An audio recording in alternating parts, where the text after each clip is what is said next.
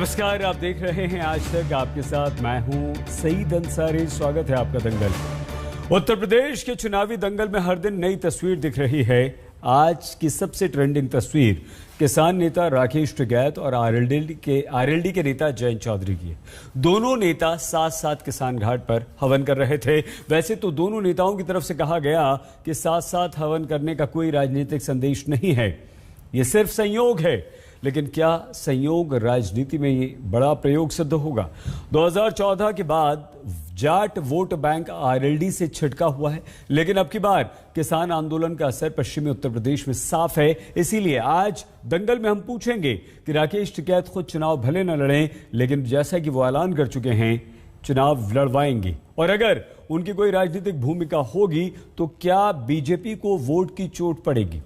क्या जयंत का पेड़ा पार राकेश टिकैत करेंगे?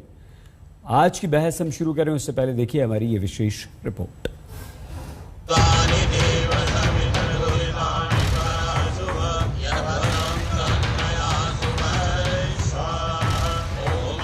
चुनावी रैली करके रैला करना तो चुनावी अंदाज होता है, लेकिन क्या हवन करने से भी चुनावी संकेत दिया जाता है? ये है राकेश टिकैत, 1 साल का सफल किसान आंदोलन करके लौटे हैं, और ये हैं जयंत चौधरी, आरएलडी के अध्यक्ष। आप दोनों नेताओं को पहले से अच्छी तरह से जानते ही होंगे, लेकिन इस तरह बताना इसलिए पड़ रहा है क्योंकि 2 महीनों में उत्तर प्रदेश का चुनाव है और जनता पूछ रही है कि चुनाव में ये दोनों क्या करेंगे, क्या हवन करेंगे? हमें तो यही आने का पता चला कि जयंत चौधरी भी आ रहे। चौधरी चरण सिंह तो सबके थे, वे किसी एक आदमी के तो थे नहीं। भाई चौधरी चरण सिंह जी को अगर ये मानने के वे जयंत चौधरी के थे तो अपने घर पर करते। ये तो यहाँ किसान घाट पे, तो किसान घाट सबका और चौधरी चरण सिंह भी सबके, यहाँ कोई भी आ सकता है। टिकैत जी की कोई राजनीतिक उस तरह से भूमिका या कोई विचार उस तरह से नहीं है, कई बार उस बात को कह चुके हैं। लेकिन क्योंकि आप सब जानते हो कि जब सरकार तभी झुकी जब उन्हें वोट का डर सता रहा था, तो वोट से ही जो है जनता में जो हम परिवर्तन लाना चाहते हैं सत्ता में, वो संभव हो पाएगा। इसलिए जनता से मैं उम्मीद करता हूं कि राजनीतिक अपनी ताकत को समझे और उसे मजबूत कराएं। ठीक है, राकेश टिकैत कह रहे हैं तो संयोग होगा, लेकिन कई बार राजनीति में संयोग से भी प्रयोग होते हैं। वैसे राकेश टिकैत किसान आंदोलन करने से पहले तक चुनावों में नाकाम थे। 2014 लोकसभा चुनाव से जाट वोट बैंक छिटकने से जयंत चौधरी की भी राजनीतिक गाड़ी पटरी पर नहीं है, लेकिन अब की बार किसान आंदोलन से माहौल बदला हुआ है। लिहाजा किसान दिवस के नाम पर ही सही प्रधानमंत्री नरेंद्र मोदी यूपी के पूरब से पश्चिम तक को संकेत देना नहीं भूले। आज का दिन इतिहास भी विशेष है, और इसलिए भी विशेष है क्योंकि आज देश के पूर्व प्रधानमंत्री चौधरी चरण सिंह जी की जन्म जयंती है। मैं उन्हें आदरपूर्वक श्रद्धांजलि देता हूं। किसान इस बार यूपी चुनाव का फैक्टर तो है, इससे इनकार नहीं किया जा सकता।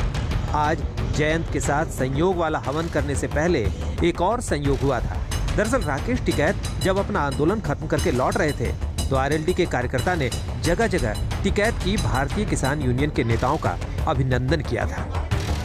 दिल्ली से कुमार कुणाल के साथ आज तक ब्यूरो। प्रधानमंत्री नरेंद्र मोदी ने आज विपक्ष पर जमकर निशाना साधा है। ये कहा है कि गाय कुछ लोगों के लिए कुछ भी हो, लेकिन हमारे लिए तो वो माता है। राम मंदिर निर्माण का दुख कांग्रेस को है।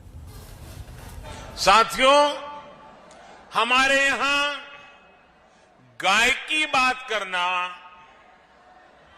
गोबर धन की बात करना, कुछ लोगों ने ऐसे हालात पैदा कर दिए हैं जैसे कोई गुनाह कर रहे हैं, गुनाह बना दिया है। गाय कुछ लोगों के लिए गुनाह हो सकती है, हमारे लिए गाय माता है,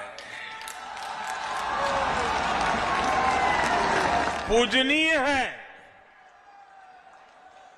गाय भैंस का मजाक उड़ाने वाले लोग ये भूल जाते हैं कि देश के 8 करोड़ परिवारों की आजीविका ऐसे ही पशुधन से चलती है।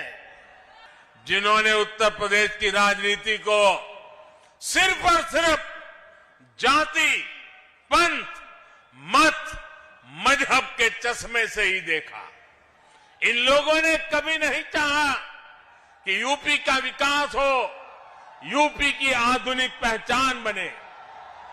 स्कूल, कॉलेज, अस्पताल, सड़क, पानी, बिजली, गरीबों के घर, गैस कनेक्शन, शौचालय, इनको तो वो विकास मानते ही नहीं है। सबका साथ, सबका विकास, सबका विश्वास और सबका प्रयास की ये भाषा भी उनके सिलेबस में, उनकी डिक्शनरी में ये बातें है ही नहीं है। उनके सिलेबस में क्या है, उनकी डिक्शनरी में क्या है, उनकी बोलचाल में क्या है, उनकी सोच में क्या है, आप सब जानते हैं। उनके सिलेबस में है माफियावाद, परिवारवाद,